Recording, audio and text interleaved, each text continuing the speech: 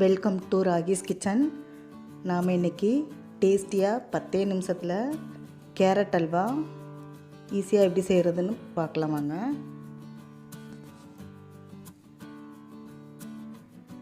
அரை கிலோ கேரட்டை தோல்லாம் சீச்சிட்டு கிரேட்டரில் வச்சு நல்லா துருவி வச்சுருக்கேன். 2 டேபிள் ஸ்பூன் கடாயில் நெய் விட்டுருக்கேன். அது கூட நம்ம துருவின கேரட்டை சேர்த்துக்கலாம். ஃப்ளேமை மீடியமாக வச்சுட்டு கேரட் பாதி அளவு வேகிற அளவுக்கு நம்ம இதை வதக்கலாம். இந்த நெய்யிலே நல்லா வதங்கி பாதி அளவு வெந்துடணும்.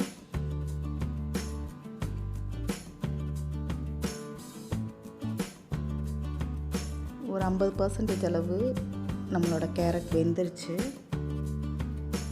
இப்போ இது கூட 200 ml பால் நான் சேர்த்துக்கிறேன்.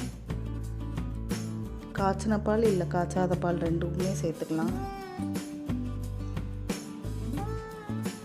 பாலை ஊற்றிட்டு நல்லா மிக்ஸ் பண்ணிவிட்டு ஒரு மூடி போட்டு ஒரு 5 நிமிஷம் வேக விட்டிங்கன்னா நல்லா வெந்து வந்துடும்.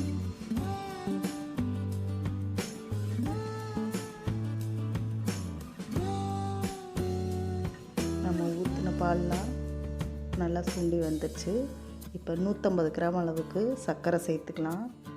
கேரட் ரொம்ப இனிப்பாக இருந்ததுனால அரை கிலோவுக்கு 150 கிராம் சர்க்கரை போதுமான அளவு. உங்கள் கேரட் இனிப்பு இல்லை அப்படின்னா இன்னும் ஸ்வீட்டாக வேணும்னா கொஞ்சம் கூடுதலாக ஒரு 25 கிராம் சேர்த்துக்கலாம். சர்க்கரை நல்லா கரைஞ்சி மெல்ட்டாகி வந்துருச்சு. இதை நல்லா சுண்டி வரணும். தீயை மீடியம்லேயே வச்சுக்கோங்க. சர்க்கரையை போட்டு ரொம்ப தீ தூண்டி விட்டால் கிறிஸ்டலைஸ் ஆகிற மாதிரி ஆகிடும். மீடியம் ஃப்ளேமில் வச்சு செஞ்சோம்னா நல்லா சாஃப்டாக வெந்து வரும். இது கூடவே 2 டேபிள் ஸ்பூன் அளவுக்கு பால் பவுடர் சேர்த்துருக்கேன். ஸ்வீட் ப்ளஸ் கோவா சேர்த்துக்கலாம். அது இல்லாத பட்சத்துக்கு பால் பவுடர் சேர்த்து செஞ்சோம்னா ரொம்பவே டேஸ்ட்டாக இருக்கும். கோவா போட்டு செஞ்ச மாதிரியே அதே டேஸ்ட்டும் இருக்கும்.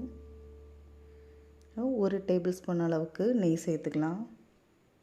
இதுக்கு ரொம்ப நெய் பிடிக்காது கேரட் அல்வாவுக்கு. முதல்ல ஒரு 2 டேபிள் ஸ்பூன் ஊற்றணும். இப்போ 1 டேபிள் ஸ்பூன். இது கூட 1 டீஸ்பூன் அளவுக்கு ஏலக்காய் தூள் சேர்த்துக்கலாம். இதை நல்லா மிக்ஸ் பண்ணி விட்டுடலாம். இப்போ ஃப்ளேமை லோவில் வச்சுட்டு ஒரு 2 நிமிஷம் வதக்கினா நம்ம விட்ட நெய்யெல்லாம் நல்லா பிரிஞ்சு வந்துடும். கடாயில் நல்லா ஒட்டாத அளவுக்கு ரெடி ஆகிற வரைக்கும் நம்ம இதை லோ ஃப்ளேமில் வச்சு கிளறிக்கலாம்.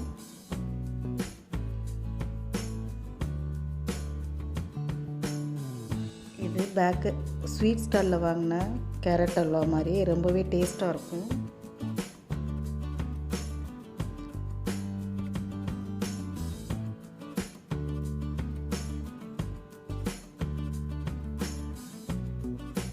நெய் கம்மியாக டேஸ்டான கேரட் அல்வா ரெடி ஆயிடுச்சு. இதோட பதம் என்னென்னா நம்ம கடாயில் ஒட்டாமல் வரணும்.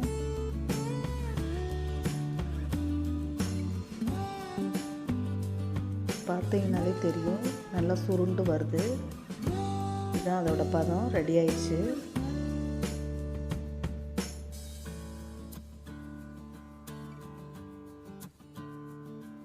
இது கூட பொடியாக கட் பண்ண ட்ரை ஃப்ரூட் சேர்த்துக்கலாம். நான் பாதாம் சேர்த்துருக்கேன். முந்திரி இருந்தால் அது கூட சேர்த்துக்கலாம். கொஞ்சமாக பாதாம் சேர்த்துருக்கேன். மேலே இன்னும் கொஞ்சம் அலங்காரத்துக்காக சேர்ப்பேன்.